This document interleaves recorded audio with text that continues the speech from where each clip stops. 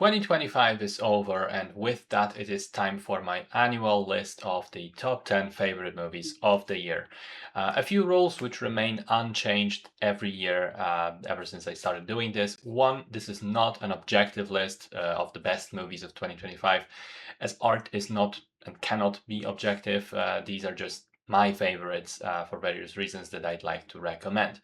Two, I am going by the Polish release dates, which means some movies you might see have actually come out already in 2024 in other countries, and some that have come out in December 2025 are absent because I have not yet had a chance to see them. These qualified for 2024 and 2026 respectively.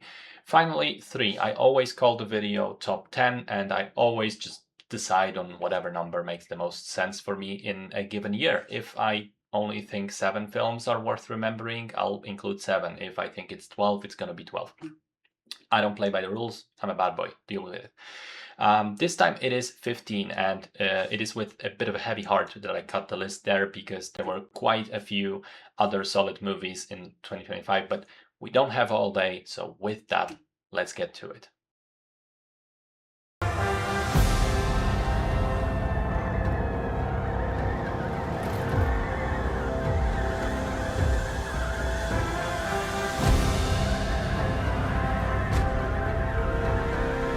Dogs get sick, they often bite the hand of those who fed them, until someone mercifully puts them down. At number 15, The Brutalist, a film epic in every sense of the word. Its story spans decades, penetrates the very core of what being an immigrant in America was, and in some respects probably still is, as well as what America itself was once striving and aspiring to be. And it's shot in large part in the VistaVision format, which is simply gigantic and hasn't been in use for decades, resulting now in images that are stunning and unforgettable, especially coupled with a truly memorable score. Also, it brings back the idea of having an intermission for a longer film in a theater, which I am absolutely a fan of. Greetings. Welcome to the headquarters of the human resistance. Where's my hair? Your hair has been destroyed to prevent you from contacting your ship. What ship? Your mothership? Okay. At 14, Bugonia, the latest collaboration between Yorgos Lanthimos and Emma Stone, and honestly it might be my favorite yet. Great premise, even better execution, a sometimes shocking, sometimes entertaining film that keeps you questioning what is going on and repeatedly changing your opinion.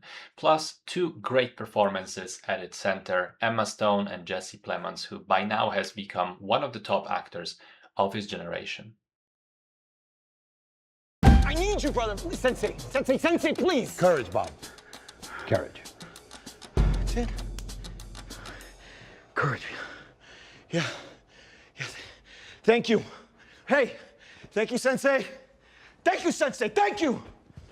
God damn it! Viva la revolution! At 13, One Battle After Another, a film not without its flaws. I personally am not a fan of its first act, but when it gets going, it really gets going. The chase sequence in the climax is absolutely exhilarating, and the middle part of the film between DiCaprio's frantic, paranoid, stoner, revolutionary performance, Benicio del Toro's scene-stealing presence, and the fantastic score that keeps up the sense of urgency and the overall unpredictability of what's going on, well, that part is terrific.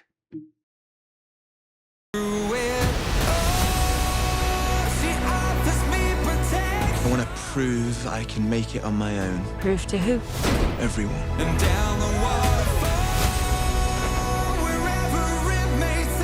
Songs are only valuable if they cost you something. If you're gonna laugh, do it on the inside, yeah? At 12, Better Man, a movie which I would not expect to get on this list based on the premise before I saw it. It's a biopic genre which I find to be repetitive and quite boring. Robbie Williams, who I am not a fan of, and with a gimmick where he's played by a CGI chimpanzee and it's never acknowledged by any other character. And yet, it's a fantastic film, up there with Rocketman as far as creative, energetic, and fresh music biopics go. It's genuinely brilliant and heartbreaking and complicated, and it gets bonus points from me for a spot-on impression of the Gallagher brothers from Oasis. Sometimes you can feel a vibration in Orkney. A low rumble. It takes over the whole island and every part of your body. But there is only so much height any wave can sustain before it comes crashing down. At number 11, The Outrun, a film based on a true story examining the alcoholic's difficult road to recovery, played fantastically, as always, by Saoirse Ronan, on a backdrop of the beautiful yet harsh Orkney Islands. Brutally honest, simple yet deep, very well done. Skulle du hjælpe? Hvem skulle ellers gøre det?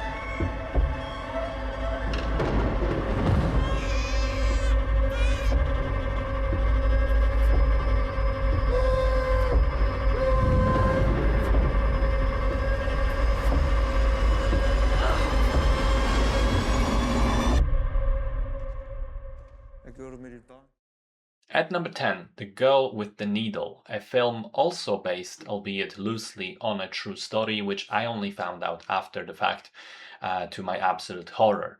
It's a film that's seemingly just about the hardships and tragedies of living your life as a woman in the post-war 1919 Europe, but then it adds to that by pivoting into something even more terrible and vile and heartbreaking. I don't want to spoil it, and it's not for delicate audiences, but if you can handle being shaken by difficult, unpleasant topics, this film does it well. Your visitor has arrived. I'm Virginia, your assessor. Over the next 7 days, you'll undergo close observation and formal testing to ascertain suitability for parenting. I want to get to know the real you. Is that a good idea? Yes. I was joking.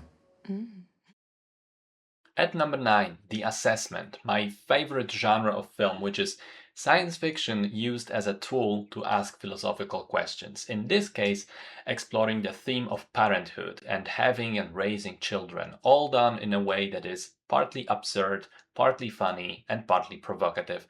Really entertaining performances from Elizabeth Olsen and Alicia Vikander, great visual style and setting, interesting ideas. Don't sleep on this one. There have been 2 moments in my life when I was happiest. The first was the day I met Josh. I'm Josh. I'm Iris. And the second, the day I killed him. Just relax. Remember to smile and act happy. At number 8, Companion, one of the bigger surprises on this list because I went into it almost completely blind, expected a mildly entertaining thriller or slasher at best, and stepped out of the theater with a wide grin on my face. It's extremely entertaining, funny, has some solid social commentary thrown in, and perhaps most importantly, it is really well executed. Things make sense, setup has payoff. Characters behave in line with who they are. There are no shortcuts or plot holes. Love to see that, and yes, aside from the so-called high art, we also need pure entertainment movies like this one.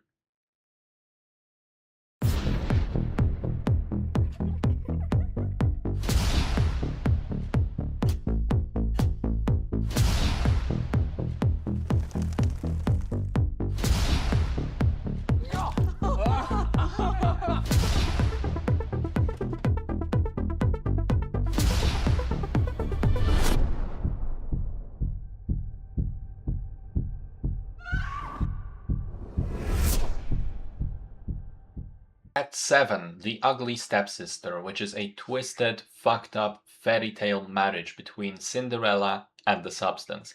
Perfect mixture of body horror and very dark comedy with some social commentary about body dysmorphia and female beauty standards thrown in. All in a wonderfully cynical version of the classic tale in which pretty much every single character is a more horrible version of themselves. Loved it.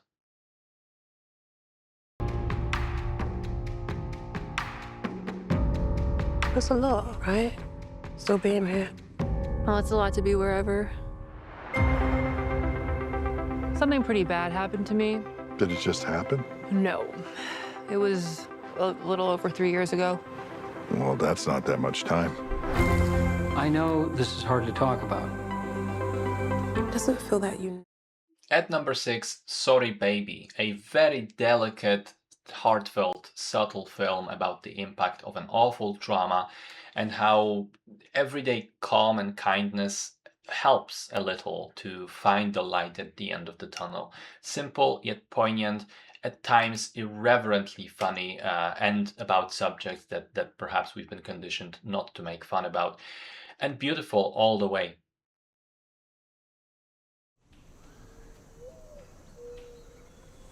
Beautiful, ain't it? What is?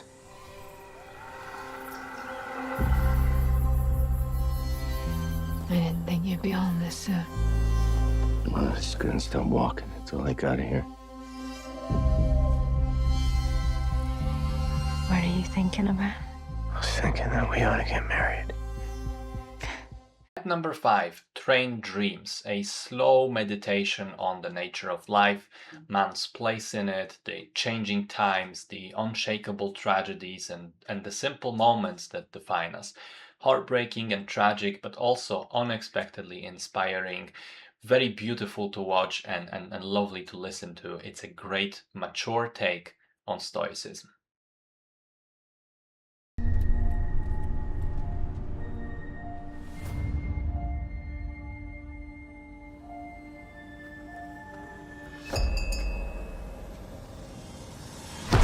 Look! Her primary care on Shaw May. You're aware the patient has mental health issues, dementia, paranoia, delusions. I wasn't actually told that. At number 4, Fréwaka. Now, this is something that I absolutely adore, which is Irish folk horror. A film that shows how an unnerving atmosphere and creating a feeling that something is just very wrong can work 1,000 times better than expensive CGI and loud jump scares. The scene with the social worker auditor visit cemented this film as one of my favorites of the year, and to this day, thinking about it makes my skin crawl. اینو بهم دادن برای حفاظت شخصی. برای چی؟ حفاظت از خودمون. الان از تو چیزی خواستم؟ ناحقه. تو نت در اومده مشخصات باباست. آدرس خونه رو گذاشتم.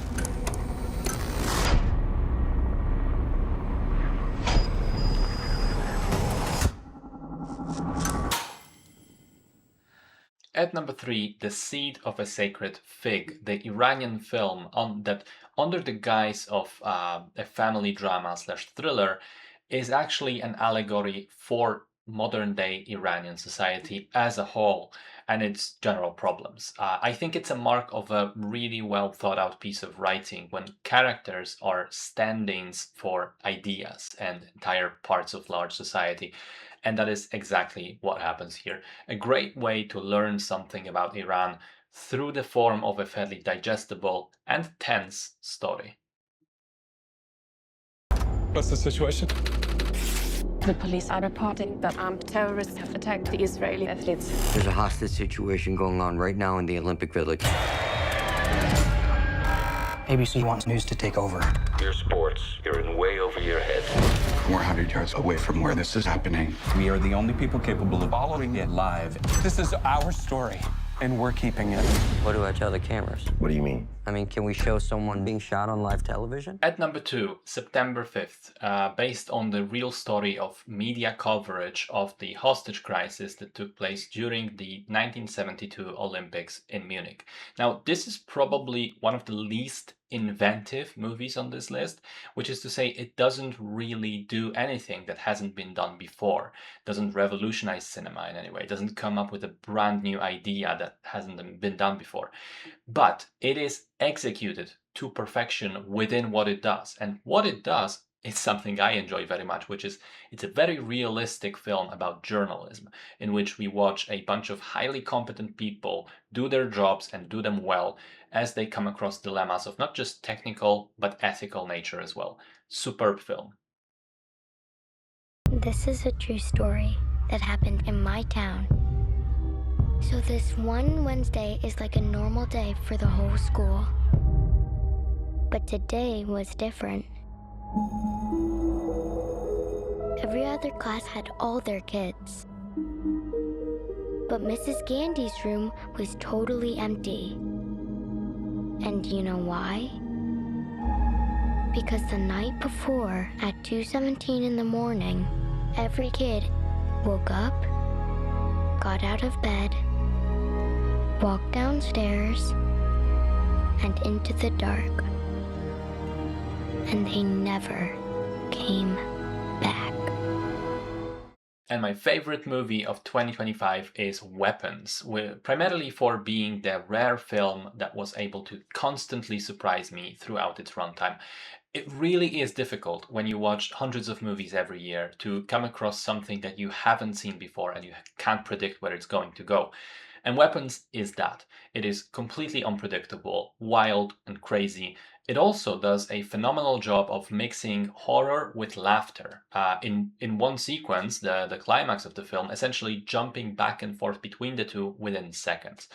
It also has a great plot, solid performances by an ensemble cast, creative editing and cinematography, and as a complete film, it was just incredibly satisfying to watch all the way through. So there you have it. Those are my 15 favorite movies of 2025. I think everyone can find something for themselves here between all the different genres and types of stories. And I hope if you do check any of these out, you'll like them just as much as I did.